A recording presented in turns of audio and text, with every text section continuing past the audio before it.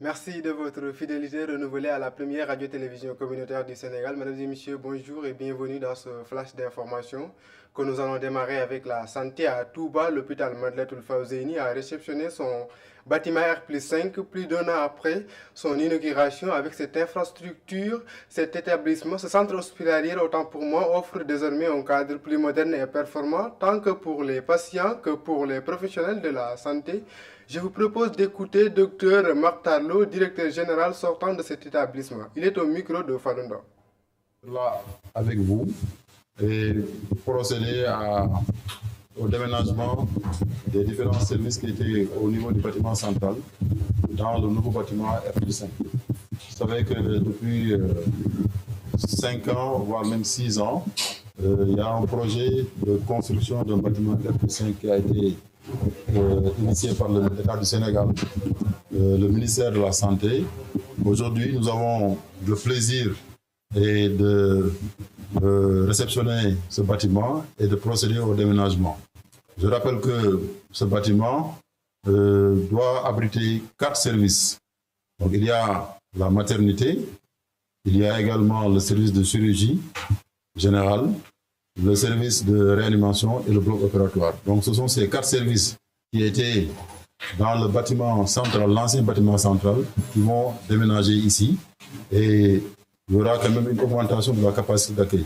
Parce que c'est un bâtiment qui fait 130 lits et qui permet aux différents services que j'ai cités de pouvoir bénéficier de beaucoup plus d'espace et de travailler dans de meilleures conditions. Donc c'est une grosse opportunité pour l'hôpital Madlatoul Fawzeyni.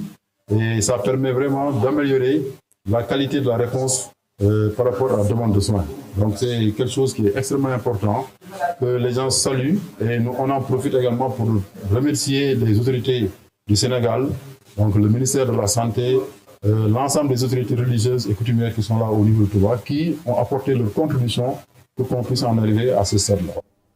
Parlons d'autre chose avec le commandant de Pikine qui a interdit le stationnement des motos Jakarta au niveau du rond-point Dominique. Une décision qui inquiète les conducteurs et affecte directement leurs revenus. Il appelle les autorités à leur permettre de travailler en toute sérénité pour pouvoir subvenir aux besoins de leur famille. Suivons-les dans ce micro-trottoir réalisé par Anna Faye. Le commandant ne veut pas voir de motos stationnées ici. Ce rond-point est le seul où le stationnement des tchak-tchak est interdit.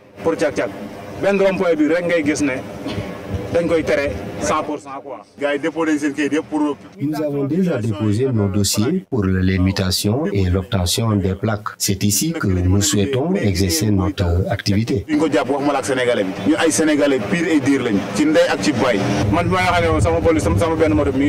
Cela fait plus d'une semaine que ma moto est à la police de Guédiawaye. On me réclame de l'argent pour me la rendre. Nous avons tous nos papiers, permis de conduire, carte grise, assurance. Mais jusqu'à présent, on nous interdit de stationner ici. Les étrangers sont mieux considérés que nous, les citoyens de ce pays. Nous lançons un appel au commandant de Pikine. Nous ne forçons pas. Nous vous demandons juste de nous permettre de stationner ici. Nous voulons juste qu'il nous laisse travailler en toute quiétude. Restons toujours dans ce registre avec le report de la date de l'immatriculation des motos Jakarta au 25 mai prochain est bien accueilli chez les conducteurs basés à Pikine. Si cette décision leur accorde un répit, elle met en lumière les défis persistants du secteur, notamment l'obtention des actes de vente et la nécessité de la réglementation du secteur. Lamine Goudiaby, reportage. Prévu pour le 13 mars dernier, la date butoir pour l'immatriculation des motos a été repoussée au 25 mai prochain. Une décision saluée par les conducteurs de moto Jakarta basés à Pékin. Mais délai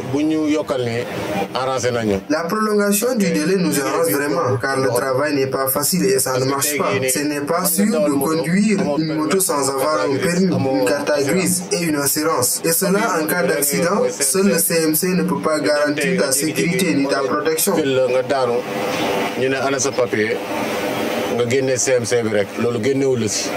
Par ailleurs, ils encouragent leurs camarades à respecter cette nouvelle échéance fixée par le gouvernement.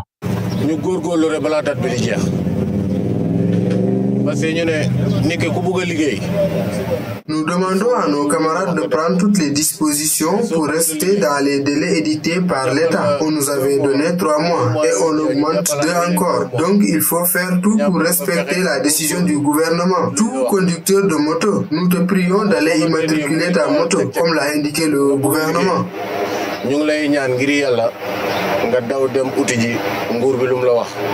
Au-delà de l'immatriculation, ce jeune Jakartaman plaide pour l'assainissement et la réglementation du secteur. Il y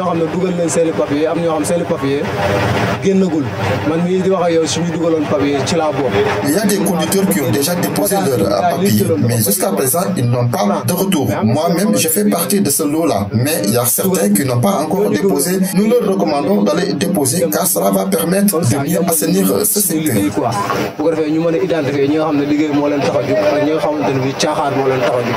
La principale difficulté des conducteurs de moto Jakarta reste l'obtention de l'acte de vente de leurs 2 roues. Toutefois, ils espèrent que la situation sera régularisée avant la date limite. Merci beaucoup Lamine Goudiaby. Direction Kaffrine, le marché central est bien approvisionné en oignons et en pommes de terre à l'approche de la fête de Korité. Les commerçants se veulent rassurants et estiment qu'il n'y aura pas de rupture de stock. Par ailleurs, les prix qui avaient connu une légère hausse en début de Ramadan sont actuellement en baisse. C'est un reportage de Fatou Sall. En cette période de préparatifs de la fête de Korité, l'oignon local est bien approvisionné sur le marché de Kaffrine. Ainsi, les prix qui étaient élevés durant le mois de Ramadan sont actuellement en baisse. Le prix du sac d'oignons est actuellement entre 7 500 et 8 000. Le prix était à 11 000 et 11 500 francs CFA. Si nous l'achetons à ce prix, nous pouvons le revendre à 600 ou 650 francs ou même 500 francs le kilogramme. Auparavant, les prix étaient élevés car on revendait le kilogramme jusqu'à 1000 francs. En plus de l'oignon, la pomme de terre est également disponible en quantité suffisante avec des prix avantageux.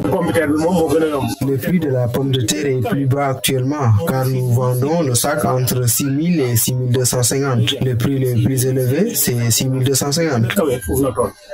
Cependant, selon les commerçants, ils risquent d'enregistrer des pertes en raison des anciens stocks qu'ils n'ont pas encore écoulés. Nous allons enregistrer des pertes, mais ce sont les risques du métier. Souvent on gagne, souvent on perd. J'ai un stock que j'ai acheté à 10 000 francs le sac. Jusqu'à présent, ça reste.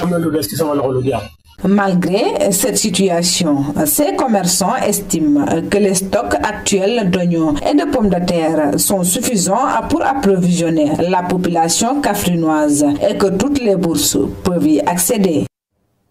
Retour à Dakar, à 72 heures de la fin du Ramadan, la solidarité et l'entraide entre les fidèles sont particulièrement mises en avant. Toutefois, ces gestes devront se poursuivre au-delà de ce mois pour renforcer les liens familiaux et soutenir les plus dénués. Un appel est ainsi lancé pour faire de cette générosité un principe de vie fondé sur un don sincère. C'est un reportage de Aminata Abdoulaye Wade.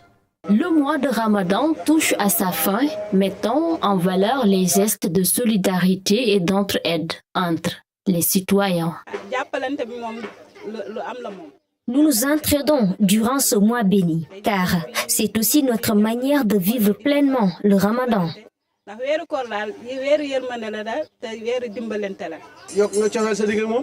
Au-delà de son aspect spirituel, le partage et la solidarité sont des actes nobles qui renforcent les liens entre les individus.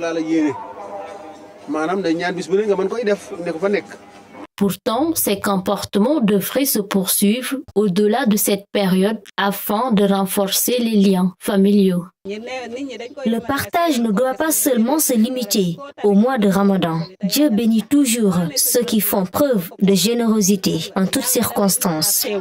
Même les restes de nourriture peuvent être offerts aux nécessités plutôt que d'être jetés. Chaque geste compte. Certains insistent également sur l'importance d'un soutien sincère sans attendre de retour. Le partage ne doit pas être guidé par le voyeurisme ou la mise en scène, mais rester un acte sincère et spirituel. Le partage doit être avant tout un acte divin. Durant le Ramadan, les actes de dévotion se multiplient et le partage occupe une place essentielle. En outre, il ne devrait pas se limiter à ce mois, mais se prolonger tout au long de l'année pour contribuer au bien-être des familles les plus démunies. C'est cet élément de Aminata Abdoulaye qui met à terme ce flash d'information et d'ailleurs c'est elle-même qui revient dans un instant avec la version Pulaar. D'ici là, portez-vous bien et Juma Mubarak.